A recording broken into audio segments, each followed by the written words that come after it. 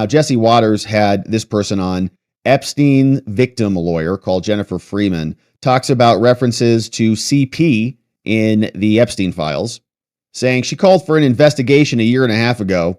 And of course, it's all a gigantic cover-up. So here was this segment. All right, Ms. Freeman, this must be just a sad day for your client, for all of these victims.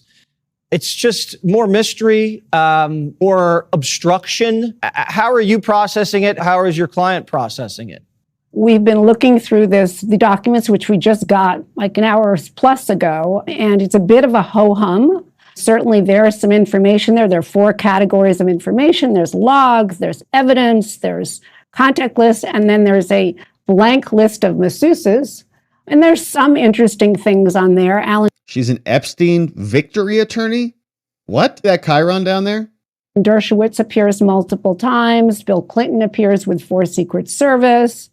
We see a reference to nude and semi-nude images and videos, what we call CSAM, which is child pornography. And there are some interesting contact lists, more Secret Service, and some Hollywood A-listers. But one of the things that really struck me, because this is one of the issues that we've been pushing, is that what we saw evidence of was CSAM, this child pornography. This is the issue that the FBI and the U.S. Attorney's Office completely missed. And this is something that's so critical and could have put him away for life many years ago. So in other words, he had CP and they didn't even care about it. They didn't even look at it because what do they care? Yes, my client, Maria Farmer, and many other clients are very upset that they've been treated with the back of the hand over and over. I called for an investigation of this matter a year and a half ago, and I got a big fat nothing. Womp. And I got a letter that says the issues and the allegations are concerning, but we're really busy and we'll get back to you. And of course they did not. Yeah, they got the J6ers now to work on, so they didn't really care about any of that stuff. And of course, a lot of this happened before January 6th as well. But cover up underway for years. Our friend Elle over on X, she grabbed this one. Now, this is a screenshot of that deleted Judiciary GOP post, the Rickroll. We commented on that on the show last night and showed you exactly. When you went there, they're like, no, here's the real Epstein files, those idiots. And you clicked it. I'm like, oh, great. The very legitimate House Judiciary GOP actually has some other documents. Let me click this. Got forwarded to a Rickroll. Almost became a Democrat. Just kidding. That would never happen. But I was not happy with them because this is not a joking matter. But they did that. Then they deleted it after everybody scolded them. And Elle says, yeah, you can delete it, dorks.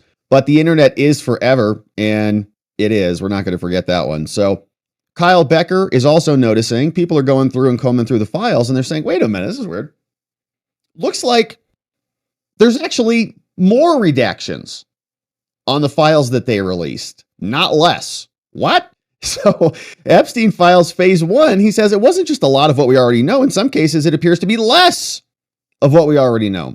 If the FBI and SDNY released redacted information that was previously unredacted, that might be a red flag.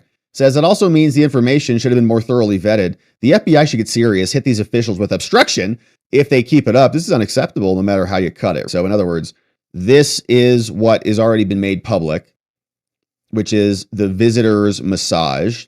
Probably looks PB like in Palm Beach. It's like, we already have that? So then they came out and they released all of this information. It's already been made public. It's been public for years. So why are you redacting more items? It doesn't make any sense. Here's the same thing.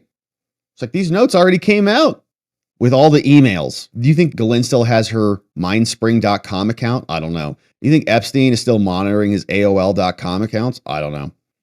But they redacted, in other words, more stuff, not less.